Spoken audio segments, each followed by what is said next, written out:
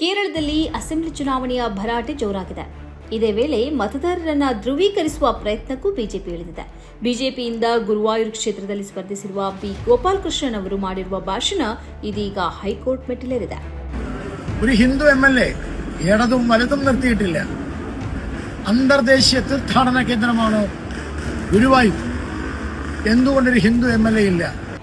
ಕಳೆದ 25 ವರ್ಷಗಳಿಂದ ಗುರುವಾಯೂರ್ ಕ್ಷೇತ್ರದಲ್ಲಿ ಹಿಂದೂ MLA ಆಯ್ಕೆ ಆಗಿಲ್ಲ ಎಂಬ ಅವರ ಹೇಳಿಕೆ ತೀವ್ರ ವಿವಾದವನ್ನು ಹುಟ್ಟುಹಾಕಿದೆ. ಈ ಹೇಳಿಕೆಯ ವಿರುದ್ಧ KSU ಜಿಲ್ಲಾ ಅಧ್ಯಕ್ಷ ಗೋಕುಲ್ ಎಂಬುವರು ಕೇರಳ ಹೈಕೋರ್ಟ್ಗೆ ಅರ್ಜಿ ಸಲ್ಲಿಸಿದ್ರು. ಹಾಗೆ ಚುನಾವಣಾ ಆಯೋಗಕ್ಕೂ ಅರ್ಜಿ ಸಲ್ಲಿಸಿದ್ರು.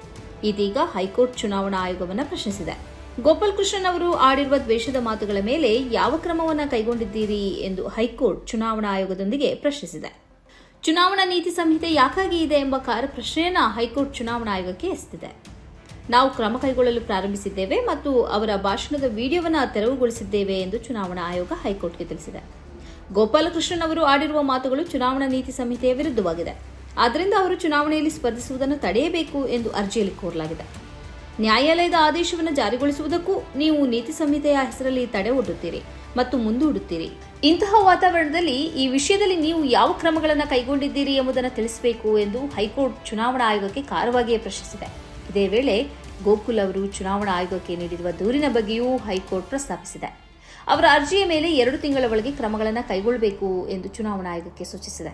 ಆದರೆ ಗೋಪಾಲಕೃಷ್ಣನ್ ಅವರು ತಮ್ಮ ಮಾತಿನಿಂದ ಹಿಂಜರಿತಿಲ್ಲ. ನಾನು ಏನನ್ನ ಆಡಿರುವೆನೋ ಅದಕ್ಕೆ ಬದ್ಧನಾಗಿದ್ದೇನೆ ಎಂದು ಅವರು ಮತ್ತೆ ಹೇಳಿದ್ದಾರೆ. ಇವರ ದ್ವೇಷ ಭಾಷಣದ ವಿರುದ್ಧ ಗುರುವಾಯೂರ್ ಪೊಲೀಸ್ ಠಾಣೆಯಲ್ಲಿ ಕೇಸ್ ದಾಖಲಾಗಿದೆ. ಗುರುವಾಯೂರಪ್ಪನಲ್ಲಿ ಯಾರಿಗೆ ವಿಶ್ವಾಸ ಇಲ್ಲವೋ ಅವರಿಗೆ ವೋಟ್ ಇಲ್ಲ ಎಂದು ಹೇಳಲು ಭಕ್ತರು ತಯಾರಾಗಬೇಕು ಎಂಬುದೇ ನನ್ನ ನಿಲುವು ಎಂದು ಗೋಪಾಲಕೃಷ್ಣ ಭಾಷಣದಲ್ಲಿ ಹೇಳಿದ್ದರು. ಮಂದಿರದ ಎದುರು ಬಂದು ಈ ವಿಗ್ರಹದ ಮೇಲೆ ನಾವು ವಿಶ್ವಾಸ ಇಡುತ್ತೇವೆ ಎಂದು ಹೇಳಲು ಗುರುವಾಯೂರಿನ ಹಾಲಿ ಶಾಸಕನಿಗೆ ನಾನು ಪಂತ್ ಆಹ್ವಾನ ನೀಡುತ್ತೇನೆ ಎಂದು ಅವರು ಹೇಳಿದ್ದರು. 48% ಹಿಂದೂ ಜನಸಂಖ್ಯೆ ಇರುವ ಹೊರತಾಗಿಯೂ ಕಳೆದ 50 ವರ್ಷಗಳಿಂದ ಈ ಕ್ಷೇತ್ರದಲ್ಲಿ ಓರ್ವ ಹಿಂದೂ ಶಾಸಕನನ್ನ ಅಸೆಂಬ್ಲಿಗೆ ಕಳುಹಿಸಲು ಇಲ್ಲಿನ UDF ಒಕ್ಕೂಟವಾಗಲಿ LDF ಒಕ್ಕೂಟವಾಗಲಿ ಪ್ರಯತ್ನಿಸಿಲ್ಲ ಎಂಬ ಗುರುತರ ಆರೋಪವನ್ನು ಅವರು ಮಾಡಿದ್ದಾರೆ. ಗುರುವಾಯೂರ್ ಕ್ಷೇತ್ರದಲ್ಲಿ ಪ್ರಚಾರಕ್ಕಾಗಿ ಬಂದ ಅವರು ಮೊದಲು ಮಂದಿರಕ್ಕೆ ಭೇಟಿ ನೀಡಿ ಆ ಬಳಿಕ ಈ ಭಾಷಣ ಮಾಡಿದ್ದರು. ಈ ಭಾಷಣದ ವಿಡಿಯೋ ಸೋಷಿಯಲ್ ಮೀಡಿಯಾದಲ್ಲಿ ವ್ಯಾಪಕವಾಗಿ ಹಂಚಿಕೆಯಾಗಿದೆ. ಮತ ಪಡೆಯುವುದಕ್ಕಾಗಿ ಜಾತಿ ಅಥವಾ ಸಾಮುದಾಯಿಕ ಭಾವನೆಗಳನ್ನು ಉಪಯೋಗಿಸಬಾರದು ಎಂದು ಚುನಾವಣಾ ನೀತಿ ಸಂಹಿತೆಯಲ್ಲಿ ಸ್ಪಷ್ಟವಾಗಿ ಹೇಳಲಾಗಿದೆ. ಈ ಹಿನ್ನೆಲೆಯಲ್ಲಿ ಗೋಪಾಲಕೃಷ್ಣನ್ ಅವರು ನೀತಿ ಸಂಹಿತೆಯನ್ನು ಉಲ್ಲಂಘಿಸಿದ್ದಾರೆ ಎಂದು ವ್ಯಾಪಕವಾಗಿ ಹೇಳಲಾಗಿತ್ತು. ಧಾರ್ಮಿಕ ಕೇಂದ್ರಗಳನ್ನು ಚುನಾವಣಾ ಪ್ರಚಾರದ ವೇದಿಕೆಯಾಗಿ ಬಳಸಬಾರದು ಎಂಬ ಚುನಾವಣಾ ನೀತಿ ಸಂಹಿತೆಯ ಸೂಚನೆಗಳನ್ನು ಇವರು ಉಲ್ಲಂಘಿಸಿದ್ದಾರೆ ಎಂದು ಹೇಳಲಾಗಿದೆ.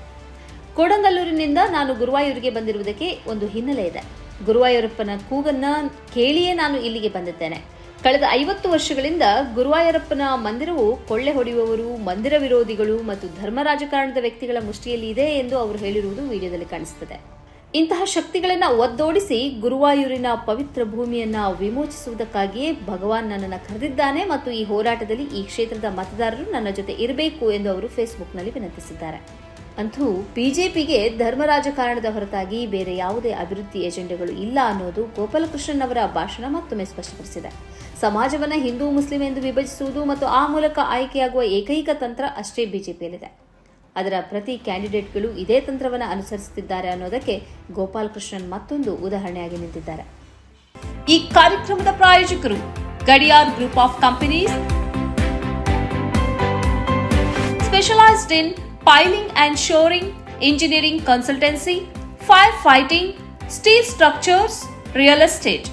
Office, SIT Tower, Silicon Oasis, Dubai, UAE. ಸ್ನೇಹಿತರೆ, ನಿಮ್ಮ ಅದ್ಭುತ ಬೆಂಬಲದಿಂದ ಸನ್ಮಾರ್ಗ ನ್ಯೂಸ್ ಚಾನೆಲ್ ಈಗ 2 ಲಕ್ಷ ಸಬ್ಸ್ಕ್ರೈಬರ್ಗಳನ್ನು ದಾಟಿದೆ. ಇದು ನಮ್ಮ ಯಶಸ್ಸಲ್ಲ, ಇದು ನಿಮ್ಮ ಯಶಸ್ಸು. ನಮ್ಮ ಮುಂದಿನ ಗುರಿ 4 ಲಕ್ಷ. ಇದು ಕಷ್ಟವಲ್ಲ. ನೀವು ಮಾಡಬೇಕಾದದ್ದು ಸಿಂಪಲ್. ನೀವು ಸನ್ಮಾರ್ಗ ನ್ಯೂಸ್ ಚಾನೆಲ್ ವಿಡಿಯೋವನ್ನ ನಿಮ್ಮ ಸ್ನೇಹಿತರಿಗೆ, ಕುಟುಂಬದವರೊಂದಿಗೆ ಹಂಚಿಕೊಳ್ಳಿ ಮತ್ತು ಅವರಲ್ಲೂ ಸಬ್ಸ್ಕ್ರೈಬ್ ಮಾಡಲು ಹೇಳಿ. ನೀವು ಶಕ್ತಿಯನ್ನು ಕೊಡಿ, ನಾವು ನಿಖರ ಸುದ್ದಿ ಕೊಡ್ತೇವೆ.